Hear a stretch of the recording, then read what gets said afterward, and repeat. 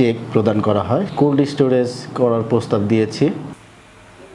অর্ধেক টাকা আমরা পাচ্ছি না। আমরা এত কালো পেঁয়াজ রাখেছি সাথে, কিন্তু এত পচেনি। এইবার পেঁয়াজটা বেশি পচে যাচ্ছে। এখন হয়তো বৃষ্টি হয়েছিল তোলার সময়, কিছু ওই বৃষ্টি পাইছিল, বুঝছেন। তো আর পেঁয়াজ লাগাইছি আপনার এলো সুখসাগর হাইব্রিকেট আর এই দেশাল হাইব্রিকেট, মানে লালতের হাইব্রিকেট। 300-400 মণ পেঁয়াজ কিনেছিলাম, তার ভিতরে এখন 100 মণও পাচ্ছি না, সবই পচে গেছে। 100 মণও ভালো পাচ্ছি না, তাই যেগুলো ভালো পাইছি সেগুলো বিক্রি হচ্ছে না। পচে যাওয়ার কারণ এবার বৃষ্টি, পেঁয়াজ উঠানোর আগে বৃষ্টি পাইছে 2-3 বার, মাঠে থাকতে বৃষ্টি হয়েছে, বৃষ্টি ভিজা পেঁয়াজ মার্কেটে আইছে, ও মানে যে কিনে রাখেছে তারও পচেছে, যে ছাদে রাখেছে তারও, মানে কৃষক যে তুলে ছাদে রাখেছে সেটাও পচে যাচ্ছে। হ্যাঁ, বীজে ভেজাল হয়েছে। বীজে ভেজাল হওয়ার কারণে এগুলো হয়েছে, মানে ডঙ্কার, নাসিক, মানে বীজ এক কথায় শুধু সুখসাগর নেই, বিভিন্ন প্রজাতির হয়ে গেছে, যার কারণে ওই ভ্যারাইটিস হয়ে গেছে, যার কারণে পেঁয়াজ পচে যাচ্ছে। সকালে আজকে ছাদে উঠে পেঁয়াজ পারলাম, আগামীকাল আছে বাজার, তো পেঁয়াজ পাড়িয়ে দেখি যে অর্ধেকের বেশি পচে গেছে। তো ওর ভিতর থেকে কিছু বেছে নিলাম, ওইগুলো আবার যে দামে বিক্রি আছে এই দামে বিক্রি করে ওই ভ্যান ভাড়া হচ্ছে আর কি। আপাতত সমস্ত খাটাখাটনি তো বাদ, ওই ভ্যান ভাড়াটা হচ্ছে। এতে তো পেঁয়াজ চাষ এরকম হলে আর করাই সম্ভব হবে না। 100 থেকে 600 মণ পেঁয়াজ ছিল, সেখান থেকে আমার 200 থেকে 150 মণ পেঁয়াজ নষ্ট হয়েছে।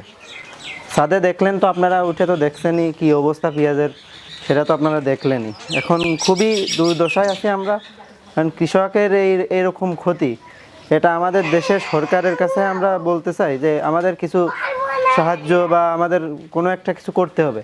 এক বইটি যে ফলনের পেঁয়াজ পাইছি তাতে আমরা সন্তুষ্টই হয়েছিলাম পয়লা উঠোনের সময়। পরে আমরা ছাদে থুয়ার পরে সেই পেঁয়াজটা আমার ছাদেরতে পাড়তে আছে, বাঁচতে আছে, এরকম করতে করতে ওই ফাঁসের গাছেতেই অর্ধেক পেঁয়াজ আমরা ফেলা দিছি। ফেলা দেওয়ার পরে যে খরচ হয়েছে সে খরচের অর্ধেক টাকা আমরা পাচ্ছি না, তাহলে আমরা চাষি মার খেয়ে গেছি। কৃষকদের মধ্যে সুখসাগর, বিশেষ করে হাইব্রিড জাতের বীজ উৎপাদন করার প্রবণতা বেশি দেখা গেছে দেশি জাতের পরিবর্তে। তো এইগুলা ঠিকঠাক মতো কারিগরি যে বিষয়টি আছে, এয়ারফ্লো মেশিন ব্যবহার না করার কারণে সেখানেও হচ্ছে যে পেঁয়াজের পচন দেখা দিয়েছে। আমরা অলরেডি এখানে একটা কোল্ড স্টোরেজ করার প্রস্তাব দিয়েছি। এটা মন্ত্রী মহোদয়ের মাধ্যমে এটা দেওয়া হয়েছে, এটা নিয়ে সরকার চিন্তাভাবনা করেছেন। এছাড়া বাংলাদেশ সরকার সারা বাংলাদেশে 2000টি মিনি কোল্ড স্টোরেজ স্থাপনের একটি উদ্যোগ নিয়েছেন, তার মধ্যে শৈলকুপাতেও একটি মিনি কোল্ড স্টোরেজ স্থাপন হবে। তো ইনশাল্লাহ আমরা এগিয়ে যাচ্ছি কৃষকের সাথে। যারা বেশি ক্ষতিগ্রস্ত হয়েছে তারা আমাদের কাছে আসলে আমরা তাদেরকে অগ্রাধিকার ভিত্তিতে যে এয়ারফ্লো মেশিন আছে, আমাদের 28,000 টাকার চেক প্রদান করা হয়, সেখানে এয়ারফ্লো মেশিনটা আমি দিচ্ছি। যারা ক্ষতিগ্রস্ত হয়েছে তাদেরকে অগ্রাধিকার ভিত্তিতে এটা দেওয়া হচ্ছে। এছাড়া আমাদের যে বিভিন্ন প্রণোদনা আছে সেই প্রণোদনার আওতায় নিয়ে আসছে।